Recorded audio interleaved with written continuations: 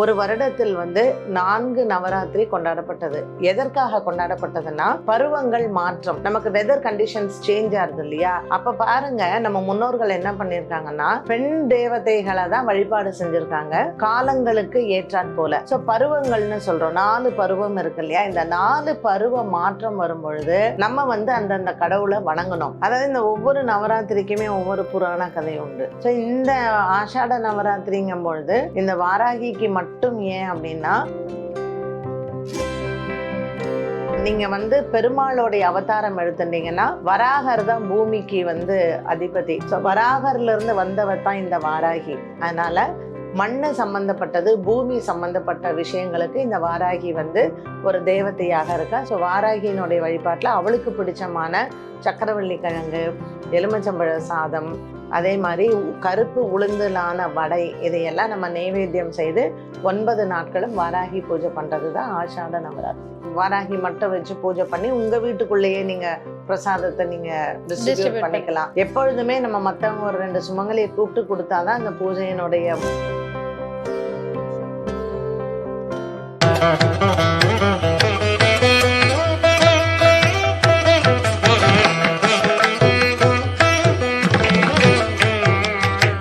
திருவருள் டிவி நேயர்களுக்கு வணக்கம். நான் லதா சுப்பிரமணியன். இன்னைக்கு நம்ம கூட இணைஞ்சிருக்கிற சிறப்பு விருந்தினர், எல்லோருக்கும் பரிச்சயமான முகம், ஜோதிடர் பாரதி ஸ்ரீதர் அவர்கள்.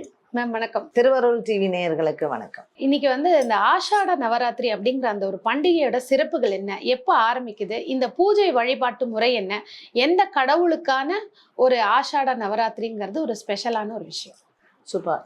இப்போ நவராத்திரின்னு சொல்லும் பொழுது எல்லாருக்கும் தெரியாதவர்களுக்கு, நான் தெரிந்தவர்களுக்கு சொல்லலை, தெரியாதவர்களுக்கு என்னடா நவராத்திரின்னா நமக்கு ஒரு புரட்டாசி மாதம் தானே வரும், பொம்மையெல்லாம் வச்சு நம்ம நவராத்திரி கொண்டாடுவோம், இப்போ என்ன நவராத்திரின்னு சொல்கிறாங்களேன்னு நிறைய பேருக்கு ஒரு குழப்பம் இருக்கும். ஒரு வருடத்தில் 4 நவராத்திரி கொண்டாடப்பட்டது. எதற்காக கொண்டாடப்பட்டதுன்னா, பருவங்கள் மாற்றம், நமக்கு வெதர் கண்டிஷன்ஸ் சேஞ்ச் ஆகுது இல்லையா? அப்போ பாருங்க, நம்ம முன்னோர்கள் என்ன பண்ணியிருக்காங்கன்னா, பெண் தேவதைகளை தான் வழிபாடு செஞ்சுருக்காங்க, காலங்களுக்கு ஏற்றாற் போல. ஸோ பருவங்கள்னு சொல்கிறோம், 4 பருவம் இருக்கு இல்லையா? இந்த 4 பருவ மாற்றம் வரும் பொழுது நம்ம அந்தந்த கடவுளை வணங்கணும். இது நம்மளுடைய பண்டைய கால முறையாக இருந்தது. ஸோ இதுக்கெல்லாம் நடுவில் நமக்கு பண்ணுறவங்க பண்ணிட்டு இருந்தாங்க. பட் இப்போ யூடியூப்லாம் வந்ததுக்கப்புறம் சோஷியல் மீடியாவில் எல்லாரும் இதை பற்றி பேசணும் அப்படிங்கிறனால இப்போ அவேர்னஸ் நிறையா க்ரியேட் ஆகிருக்கு. ஸோ இந்த 4 நவராத்திரி எப்போ வரும் அப்படின்னு கேட்டிங்கன்னா, ஜனவரி மாதம் நமக்கு தை மாதம் பிறக்குது இல்லையா? ஸோ தை மாதம் பிறக்கும் பொழுது நமக்கு உத்தராயண புண்ணிய காலம், சூரியனோட பாதம் மாறுறச்சே நம்ம வசந்த நவராத்திரின்னு கொண்டாடுவோம், வசந்த காலம்னு சொல்கிறது. அதற்கு பிறகு நம்ம பார்த்தோம்னா இந்த ஆஷாட நவராத்திரி, இப்போ நமக்கு தட்சிணாயன புண்ணிய காலம். இந்த ஆடி மாசத்துல சூரியன் நமக்கு கடகராசியில வரும் பொழுது அயனங்கள், வருடத்துல 2 அயனம், ஒன்று தட்சிணாயனம், இன்னொன்று உத்தராயணம். இப்போ உத்தராயணம் முடிஞ்சு தட்சிணாயனம். ஸோ தேவர்களுக்கு இரவு பொழுது ஆரம்ப காலம், சூரியன் கடகராசிக்கு வரக்கூடிய ஒரு காலகட்டத்தில் இந்த ஆனி மாதம் அமாவாசை. ஸோ சூரியன் மிதுன ராசியில கேந்திரத்துல இருக்கார். அண்ட் இந்த உத்தராயண புண்ணிய காலத்துல இது கடைசி மாதம். ஸோ தேவர்களுக்கு பகல் பொழுது முடிய போகிறது, முடிஞ்சு அவங்களுக்கு இரவு பொழுது ஆரம்பிக்க போகிறது. அப்போ இந்த பருவம் மாறும் பொழுது மண்ணு சம்பந்தப்பட்ட விஷயங்கள், நல்ல விளைச்சல் வரணும், இந்த உலகத்துல மண்ணுல வாழக்கூடிய உயிரினங்கள் நல்லா இருக்கணும், அண்ட் மண்ணுல விதைக்கிற விதை எல்லாமே நமக்கு நல்ல மழை நல்லா தழைக்கணும்னு. அதனால்தான் சொன்னாங்க ஆடி பட்டம் தேடி விதை அப்படின்னு. அப்ப இந்த ஆடி மாசத்திற்கு முன்னாடி வரக்கூடிய இந்த நவராத்திரி ஆஷாட நவராத்திரி அப்படின்னு சொல்றது. இந்த நவராத்திரி இப்ப நமக்கு ஆனி மாதம் இந்த அமாவாசைக்கு பிறகு இன்னைக்கு இந்த சனிக்கிழமை, அதாவது ஜூலை மாதம் 6ஆம் தேதி இந்த ஆஷாட நவராத்திரி ஆரம்பம். இது 9 நாட்கள் நடைபெறக்கூடிய ஒரு நவராத்திரி. ஸோ இந்த நவராத்திரி யாருக்கு உகந்தது அப்படின்னு பார்த்தீங்கன்னா, வாராகி அம்மனுக்கு மிகவும் உகந்த ஒரு நவராத்திரியாக இந்த ஆஷாட நவராத்திரி. இதற்கு அடுத்தது பார்த்தீங்கன்னா ஷாமள நவராத்திரின்னு ஒன்று உண்டு, சாரத நவராத்திரின்னு. ஸோ இந்த சாரத நவராத்திரிங்கிறது நம்ம சரஸ்வதி தேவியை போற்றக்கூடியது. அதுதான் நம்ம பொம்மைகள்லாம் வச்சு எல்லாரையும் கூப்பிட்டு வெத்தலை பாக்கெல்லாம் கொடுத்து நம்ம பண்ணுறது. பொதுவாக இந்த சாரத நவராத்திரி சாயங்காலம் இரவு நேர பூஜைகள் தான் சாரத நவராத்திரியில் பண்ணுறது. இந்த ஆஷாட நவராத்திரிங்கிறது முழுக்க முழுக்க நம்ம வாராகி அம்மனை வழிபடுறது தான். ஸோ இந்த வாராகி அம்மன் அப்படிங்கிற இந்த தேவத்தை வந்து சப்த கன்னிகள்ல ஒரு தேவத்தை. இந்த தேவத்தை வந்து ஒரு வாரியர்னு சொல்லலாம். இந்த வாரியர் கூட யாரு கூடவே இருப்பாங்க அப்படின்னா ராஜமாதங்கின்னு சொல்லக்கூடிய இன்னொரு தேவதை. ஸோ வாராகியை வந்து எப்பொழுதுமே நம்ம தனியாக வழிபட மாட்டோம். இந்த ராஜமாதங்கின்னு சொல்லக்கூடிய இந்த தேவத்தையும் கூடவே தான் இருப்பாங்க. அப்ப நம்ம வழிபாடு செய்யும் பொழுது பால திரிபுர சுந்தரியுமே நம்ம கூட வச்சு வழிபாடு செய்யணும்.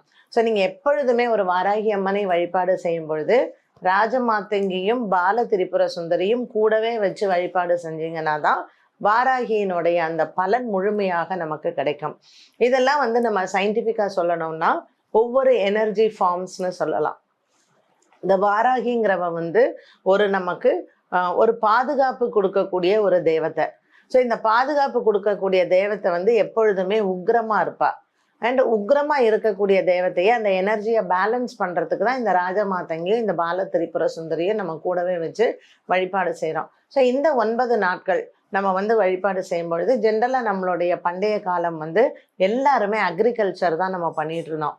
ஸோ மண் வளம் நன்றாக இருக்கணும்னா நீங்க வந்து பெருமாளுடைய அவதாரம் எடுத்துட்டீங்கன்னா வராகர் தான் பூமிக்கு வந்து அதிபதி.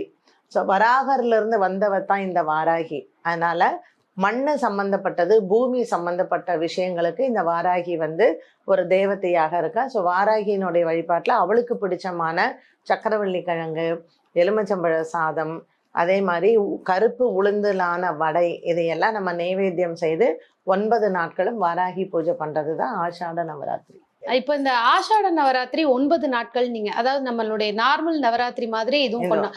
இதுக்குன்னு ஏதாவது வந்து ட்ரெஸ் கலர் கோடு இருக்கா? ஏன்னா நைவேத்தியங்கள் எந்த மாதிரி படைக்கணும்னு சொல்லிட்டீங்க. ஒவ்வொரு நாள் ஒவ்வொரு நைவேத்திய முறை, இந்த மாதிரி கலர்ஸ்ல தான் வந்து ட்ரெஸ் பண்ணணும். இந்த மாதிரி 9 நாளுமே வாராகிக்கு தானா இல்லாட்டி வேற ஏதாவது தெய்வங்கள்? இது 9 நாளும் வாராகிக்கு தான். அண்ட் முக்காவாசி என்ன பண்ணுவாங்கன்னா இது மார்னிங்கே பூஜை பண்ணிடுவாங்க. கார்த்தாலே இது கார்த்தால தான் பூஜை பண்ணுவாங்க.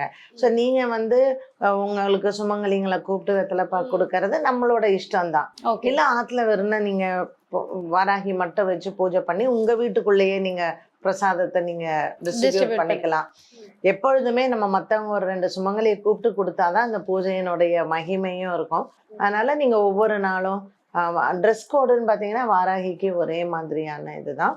நான் சொன்ன மாதிரி இல்ல அவங்க வந்து அந்த சிகப்பு கலர் உடை அணியும் பொழுது உக்ரகமா இருக்கிறதாகவும், பச்சை கலர் உடை அணியும் பொழுது அந்த நீங்க சொன்ன மாதிரி நிலத்துக்கு அக்ரிகல்ச்சர் சம்பந்தப்பட்ட விஷயங்கள் இருக்கிறதாகவும் நம்பப்படுறது. அப்ப இந்த 9 நாளைக்கும் நம்ம 9 விதமான நிறங்கள் அவங்களுக்கு பயன்படுத்தலாமா? இல்ல அது நம்ம இஷ்டம் தான். நம்ம இஷ்டம் தான். சில பேருக்கு என்னன்னா வசதி இருக்காது, அவங்களால அவ்வளவு செலவு பண்ணி எல்லாம் வாங்க முடியாது. அவங்க எல்லாம் வெறும் பச்சை நிறத்துல போட்டேன். ஏன்னா பச்சை வந்து எப்பவுமே ப்ராஸ்பெரிட்டி, அதனால பச்சை நிறத்துல போட்டேன். இன்னும் ஒரு நிறைய பேருக்கு இருக்கக்கூடிய சந்தேகம் என்னன்னா வாராகி கையில நிறைய ஆயுதங்களை தாங்கி இருக்காங்க. ஒவ்வொரு ஆயுதமும் எந்த மாதிரி விஷயத்த குறிக்குது, எதனால அவங்க அந்த ஆயுதங்களை தாங்கி இருக்காங்க? மகிஷாசுரனை வந்து வதம் பண்றதுக்கு மகிஷாசுரனை தனியாக பார்வதி தேவியால வதம் பண்ண முடியல. அப்போ இந்த சப்த கன்னிகளும் அவளோட, அதாவது நம்ம சாமுண்டியா அவ வரா இல்லையா, பார்வதி தேவி சாமுண்டி அவதாரம் பண்றா, மகிஷனை வதம் பண்றா. ஸோ இந்த மகிஷனை வதம் பண்றதுக்கு வராகர்கிட்ட வந்தவ வாராகி, முருகன்றது வந்தவ கௌமாரி, ருத்ரன்றது வந்தவ. ஸோ இந்த 7 சப்த விஷ்ணுட்டு வந்தவ வைஷ்ணவி. இப்படி ஒவ்வொருத்தருந்தும் ஒவ்வொரு சக்திகள் வந்து இந்த சக்திகள் அவ கூட சேர்ந்து போச்சு. அப்போ அந்த படை தலைவியாக இந்த வாராகி வந்ததுனால ஆயுதங்களை ஏந்தி இருக்காங்க.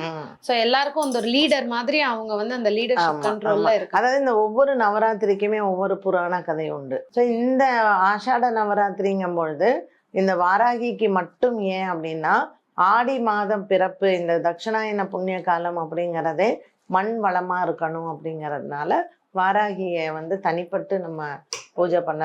ஸோ வாராகி இருக்கக்கூடிய கோவில்கள்ல அதிகமா இத வழிபாடு நடத்துவாங்க. இந்த சண்டி ஹோமம் பண்ணுவா. சண்டி ஹோமம் பண்ணி இப்ப சண்டி ஹோமம் வீட்டுல எல்லாம் நம்ம பண்ண வேண்டிய அவசியம் கிடையாது.